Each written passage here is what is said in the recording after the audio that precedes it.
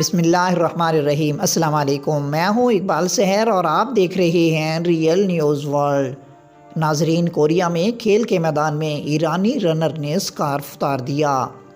ایران میں گزشتہ 16 ستمبر سے نہ رکنے والے مظاہروں کے درمیان ایک اور نوجوان خاتون نے عوامی مقامات پر ہیڈ اسکارف سے متعلق قوانین کی دھجیاں اڑاتے ہوئے اسکارف اتار ڈالا۔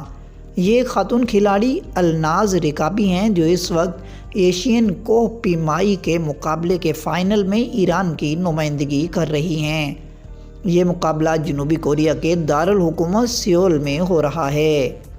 رکابی گزشتہ روز بغیر حجاب کے مقابلوں میں اپنا کردار ادا کرتے ہوئے نمودار ہوئیں۔ ایران میں 1983 میں جاری کیے گئے ایک قانون کے خلاف عوامی مقامات پر حجاب کو لازمی قرار دیا گیا تھا اور اس کی خلاف ورزی پر سزا مقرر کی گئی تھی۔